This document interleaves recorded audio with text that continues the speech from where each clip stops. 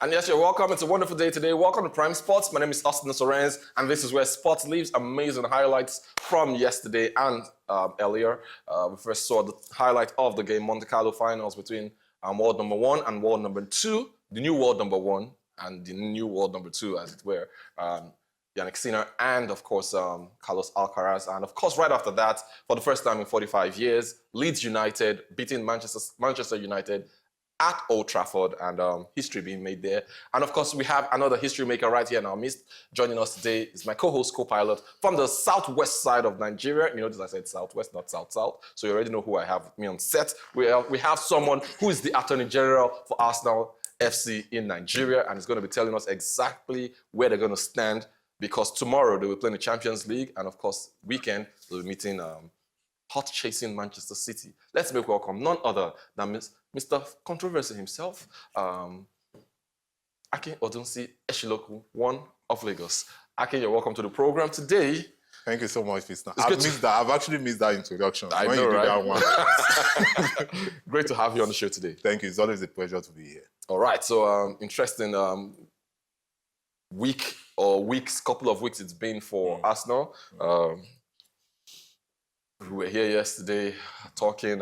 Coach Dixon believes that the run-in has begun, and City are hot on Arsenal's tail. So, but before we get into Arsenal and the rest, we just want to touch on the highlight we just watched, the last highlight we just watched. Manchester United losing at home for the first time in 45 years to Leeds United.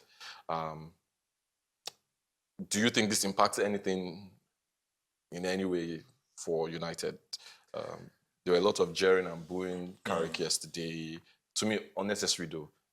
What's your thoughts? Yeah, very unnecessary, because if you look at it very well, Carrick has started very well, Absolutely well. Brilliant. You know, as a matter of fact, most fans are already saying that they should retain him and all that. But if you look at the game itself, yes, Leeds United, first time in many years, it happens. And I was telling somebody yesterday that, okay, you know, because you guys are always saying certain clubs have not won the Champions League before. It's, you know, records are meant to be broken. So who says that club cannot win something? I mean, this is an example for you to know that anything can happen. I can't believe how you spun this story around. Oh my God. No, I'm still talking about Leeds United. Are you sure? Anything can happen about Leeds.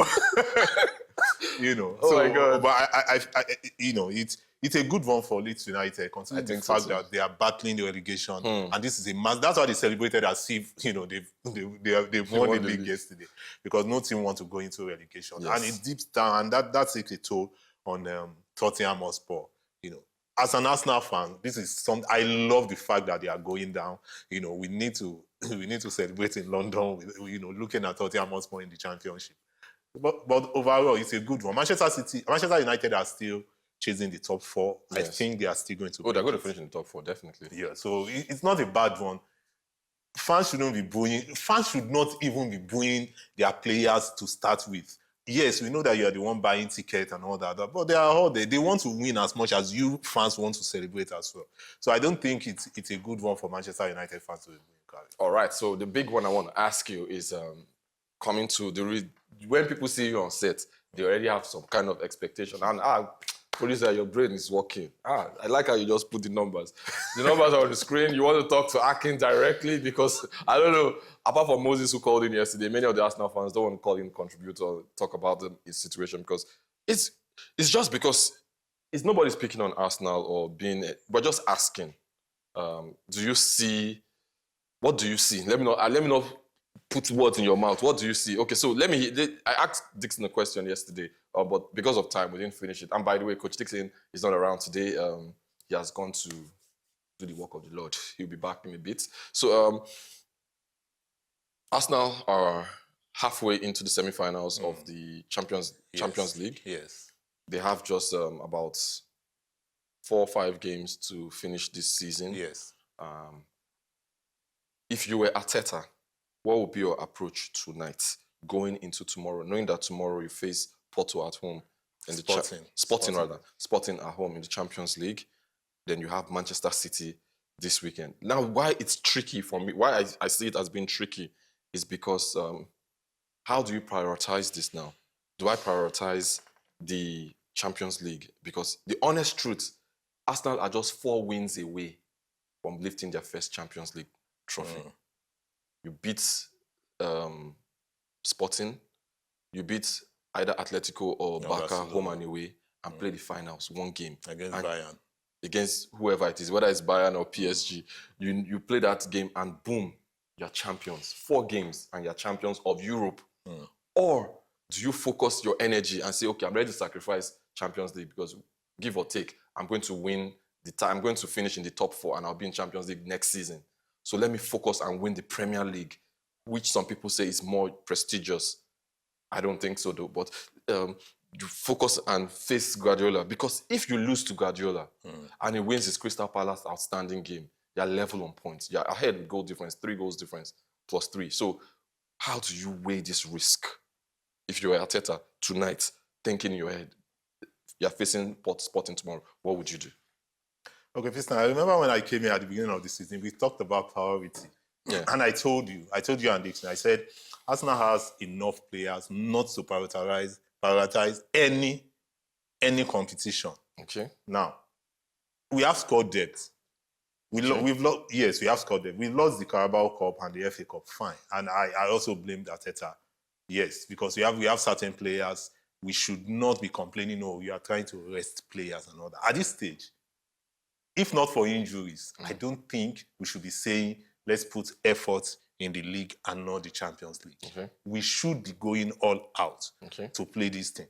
Now, we want to play Sporting tomorrow. For me, I'm not trying to downgrade Sporting Lisbon. I think we are 80% in the semi-final. I'm not boasting.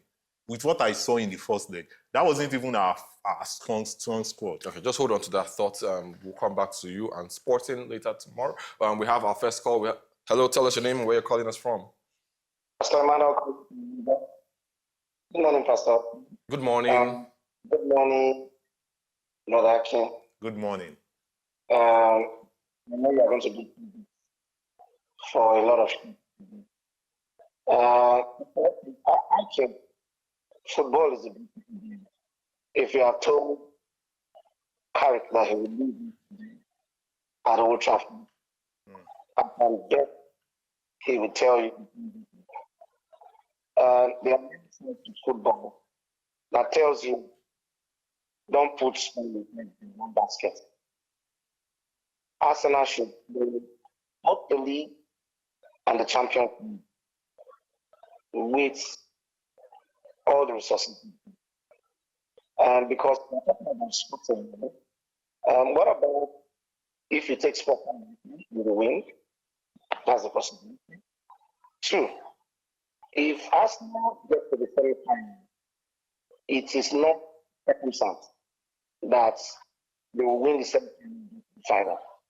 They still have 2-leg match to play, either against Barca or against Atletico. So I will also not want to take the team.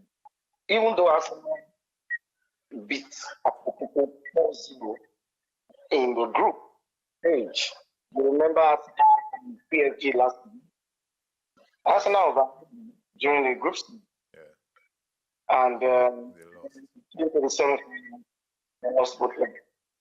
So as application of the votes, my only concern for Arteta, he should structure his team attack, not to defend. Okay. Take more effort to defend and attack. Once net comes, that's where the mistake is from. But when you are taking, the chances are you are taking your best against.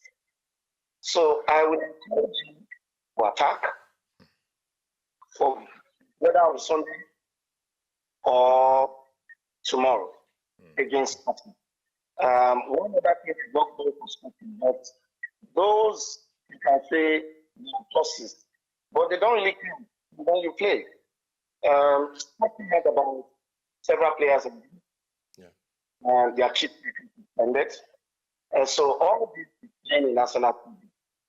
But I tell you, until you get to the final, that one match that you stand the chance to win the trophy, As Austin, everything that is done is nothing.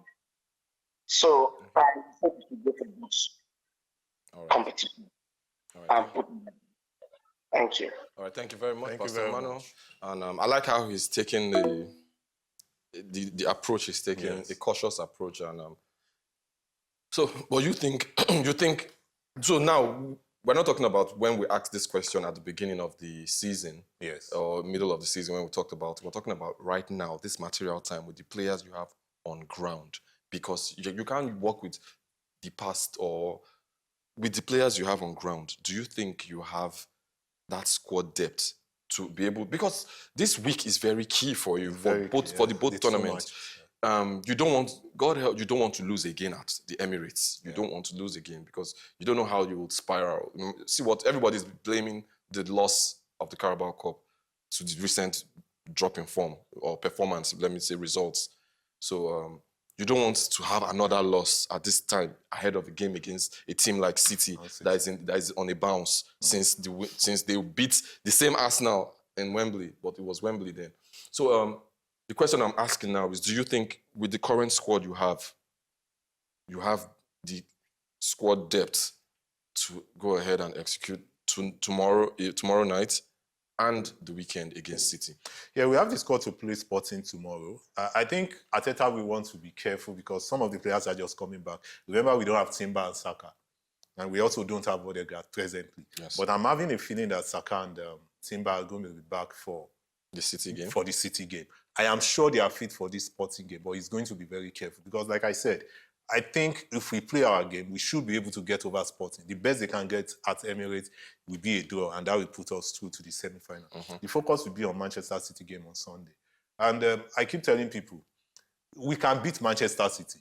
It's not as if we cannot beat Manchester City. The problem I've always been having is with Arteta. You cannot be facing a team, and look at our last game, for instance. I think Raya had more passes than most of the. You know, if you go all out against Manchester City, you can beat them. You can beat Manchester City. We have done it before, and we can do it again. At the Emirates, at the Etihad, though. At the Etihad, well, at least United have not beaten Manchester United. I told you it was that. That's where you were using. That's you were holding on to something.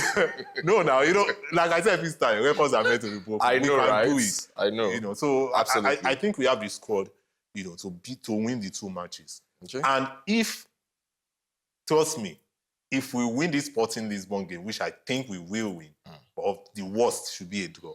If we should lose to Manchester City, then you will see Arteta. I can confidently tell anybody that, see, Arsenal will win the Champions League. Yes.